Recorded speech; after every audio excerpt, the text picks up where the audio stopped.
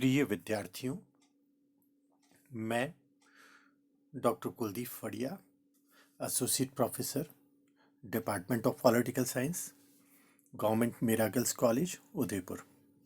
आज हम द्वितीय वर्ष पॉलिटिकल साइंस के पेपर प्रथम आधुनिक संविधान या मॉडर्न कॉन्स्टिट्यूशंस के अंतर्गत जापान की विधायिका का अध्ययन करेंगे,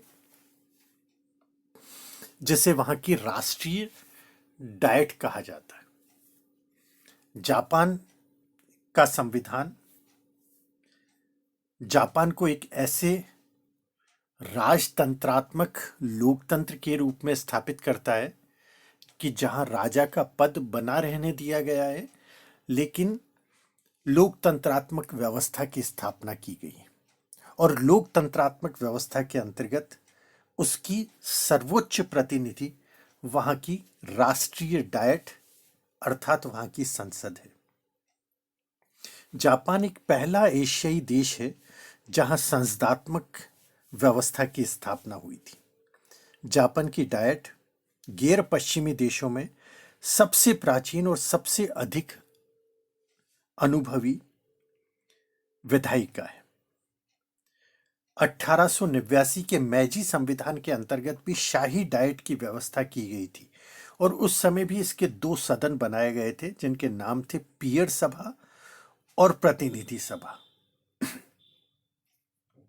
यह शाही डाइट पर्याप्त शक्तिशाली नहीं थी और इसे सम्राट या मंत्रिमंडल पर कोई नियंत्रण प्राप्त नहीं था।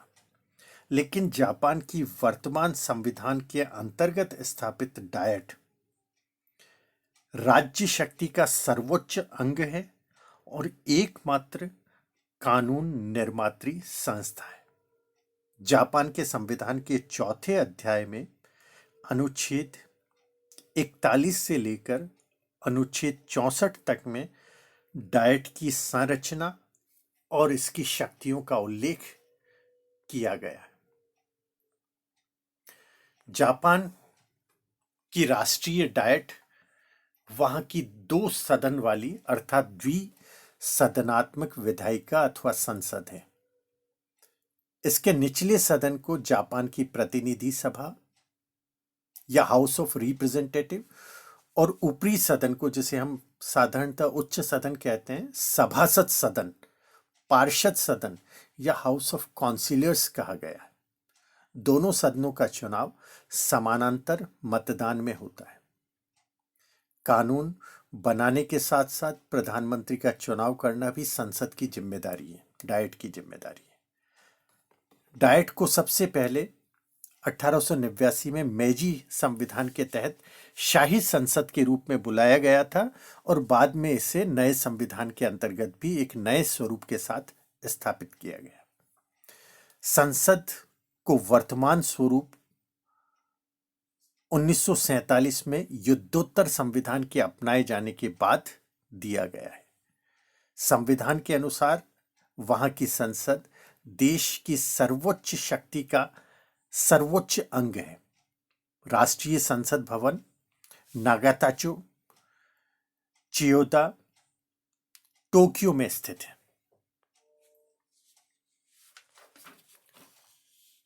जापान की डाइट की कार्यप्रणाली का यदि हम अध्ययन करें तो इसमें कह सकते हैं कि संविधान के तहत वर्ष में डाइट का कम से कम 1 सत्र बुलाया जाना आवश्यक है। तकनीकी रूप से केवल प्रतिनिधि सदन को ही चुनाव से पहले भंग कर दिया जाता है, परंतु इस दौरान सभासद सदन आमतौर पर बंद ही रहता है। सम्राट ही संसद का समापन और प्रतिनिधि सदन का विघटन भी करता है, परंतु वह ऐसा केवल मंत्रिमंडल की सलाह पर ही कर सकता है। आपातकाल में मंत्रिमंडल संसद का असामान्य अर्थात विशेष अधिवेशन बुला सकता है और एक विशेष सत्र का आवेदन किसी भी सदन के 1/4 सदस्यों के द्वारा किया जा सकता है। सत्र के प्रारंभ में सम्राट सभासद सदन में अपने सिंहासन से एक विशेष भाषण देता है। किसी भी सदन के 1/3 सदस्यों की उपस्थिति से कोरम का गठन होता है और विचार विमर्श सार्वजनिक होते हैं, जब तक मौजूद सदस्यों में से 2/3 इसे असार्वजनिक करने पर सहमत हो। हर सदन का अपना अध्यक्ष होता है, जो ड्रॉ होने पर अर्थात बराबर मत होने पर निर्णायक मत देता है। जब संसदीय सत्र चल रहा हो तब सदन के सदस्यों को गिरफ्तारी से प्रतिरक्षा मिलती है और संसद में बयानों और मतों को संसदीय विशेषाधिकार प्राप्त है। संसद के दोनों सदनों के अपने स्थायी आदेश हैं और अपने सदस्यों का अनुशासन उसकी जिम्मेदारी है। 2/3 सहमति से किसी भी सदन के किसी भी सदस्य को निष्कासित किया जा सकता है। मंत्रिमंडल के सदस्यों को यह अधिकार है कि वे किसी भी सदन में प्रस्ताव पर बयान दे सकते हैं और दोनों सदनों को अधिकार है कि वे उन मंत्रियों को तलब करें। प्रतिनिधि सदन वहां की संसद अर्थात डायट का अधिक शक्तिशाली सदन है। हालांकि प्रतिनिधि सदन किसी प्रस्ताव पर सभासद सदन को खारिज नहीं कर सकता। सभासद सदन प्रतिनिधि सदन में पारित किसी बजट या संधि के अपनाए जाने को मात्र विलंबित कर सकता है अर्थात देरी कर सकता है, और वह प्रतिनिधि सदन को किसी भी प्रधानमंत्री नियुक्त करने से रोक नहीं सकता। साथ ही नियुक्त होने के बाद प्रधानमंत्री को केवल प्रतिनिधि सदन का ही विश्वास कायम रखने की आवश्यकता होती है। लेकिन कुछ ऐसी परिस्थितियां हैं जो संसदीय प्रक्रियाओं के अनुसार प्रतिनिधि सदन उच्च सदन अर्थात सभासद सदन की राय को खारिज कर सकता है। क्या परिस्थितियां वे? यदि प्रतिनिधि सदन में किसी विधिक प्रस्ताव को पास किया जाता है और फिर 60 दिनों के अंदर सभासद सदन द्वारा रद्द किया जाए, संशोधित किया जाए अथवा नहीं अपनाया जाता है, तो वह प्रस्ताव कानून बन जाता है। यदि प्रतिनिधि सदन में फिर बहुमत से अपनाया जाता है उस प्रस्ताव को और 2/3 सदस्य यदि उपस्थित होते हैं तो उसे पास माना जाएगा। यदि दोनों सदन किसी बजट या संधि पर सहमत नहीं हो पाते, संसद के संयुक्त समिति के नियुक्ति के बावजूद भी, अथवा यदि किसी बजट या संधि के प्रतिनिधि सदन में अपनाए जाने के 30 दिनों के अंदर उस पर कार्यवाही नहीं करती, तब निचले सदन के निर्णय को डायट का निर्णय समझा जाता है अर्थात प्रतिनिधि सदन के निर्णय को ही डायट का निर्णय मान लिया जाता है। यदि दोनों सदन प्रधानमंत्री के उम्मीदवार पर सहमत नहीं हो पाते तो संसद के संयुक्त समिति की नियुक्ति के बावजूद भी अर्थात यदि सभासद सदन प्रतिनिधि सदन के निर्णय के 10 दिनों के अंदर अपने उम्मीदवार की घोषणा नहीं करती, तब निचले सदन अर्थात प्रतिनिधि सदन के नामांकित उम्मीदवार को संसद का नामांकित समझ लिया जाता है।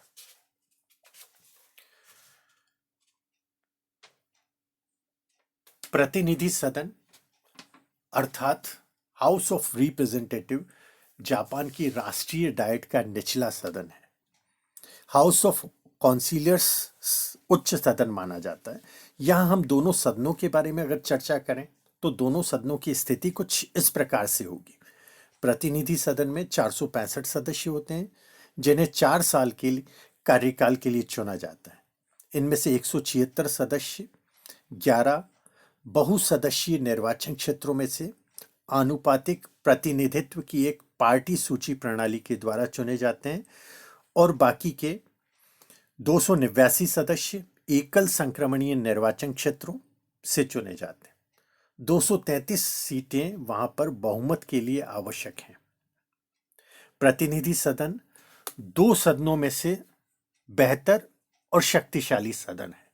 यह 2/3 बहुमत के साथ हाउस ऑफ कॉन्सिलियर्स द्वारा पास किए गए अर्थात सभासद सदन के द्वारा पास किए गए किसी भी बिल पर वीटो करने में सक्षम है। वीटो का अर्थ होता है किसी बिल पर हस्ताक्षर न करना, उसे पास न करना या उसे रोक देने की सामर्थ्य रखना।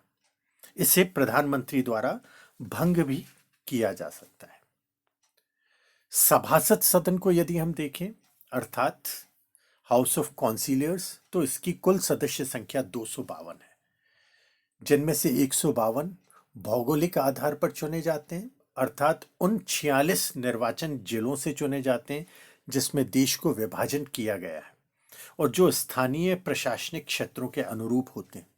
शेष 100 सदस्य संपूर्ण राष्ट्र के द्वारा आनुपातिक प्रतिनिधित्व की सूची प्रणाली के आधार पर निर्वाचित किए जाते हैं। किसी एक स्थानीय प्रशासनिक क्षेत्र को मिलने वाले स्थानों की संख्या मुख्य रूप से, मोटे रूप से उसकी जनसंख्या के अनुपात में 2 से लेकर 6 तक होती है। प्रत्येक मतदाता को 2 मतों के प्रयोग का अधिकार होता है, एक स्थानीय निर्वाचन क्षेत्र के उम्मीदवार के लिए और दूसरा राष्ट्रीय क्षेत्र के उम्मीदवार के लिए। सभासद सदन अर्थात हाउस ऑफ काउंसिलर्स एक अर्ध स्थायी सदन है।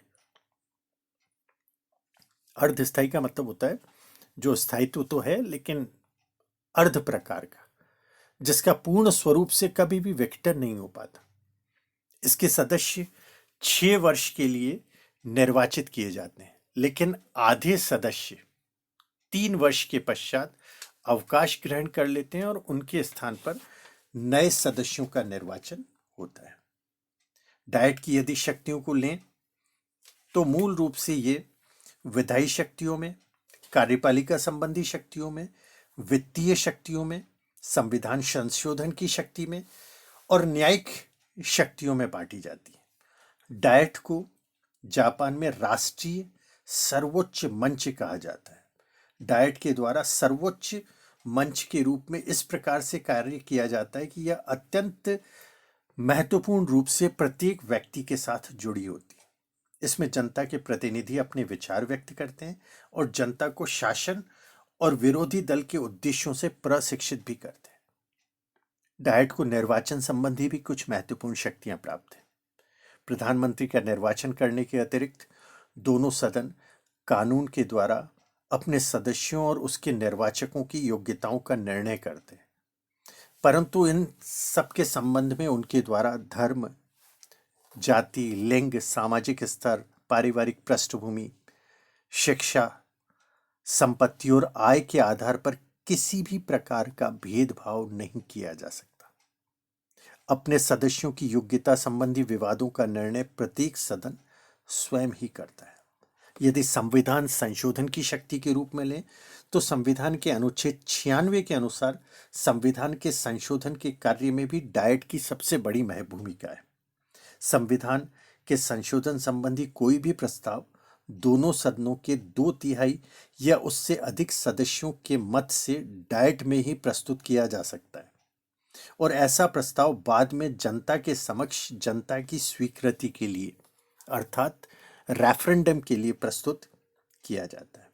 और यदि मतदाताओं के बहुमत का समर्थन उस प्रस्ताव को पास हो जाए तो ऐसी स्थिति में उसे एक राष्ट्रीय कानून बनाया जा सकता है।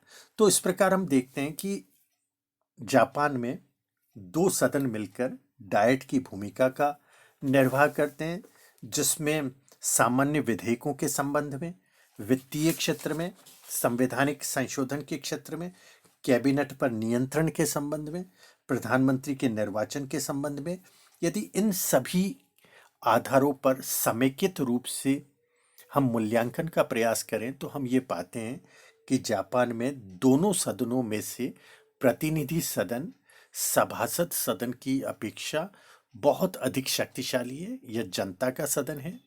इसमें होना एक महत्वपूर्ण और सम्मानजनक विषय माना जाता है और इसकी शासन में, डाइट में सबसे महत्वपूर्ण भूमिका होती है। बहुत बहुत धन्यवाद।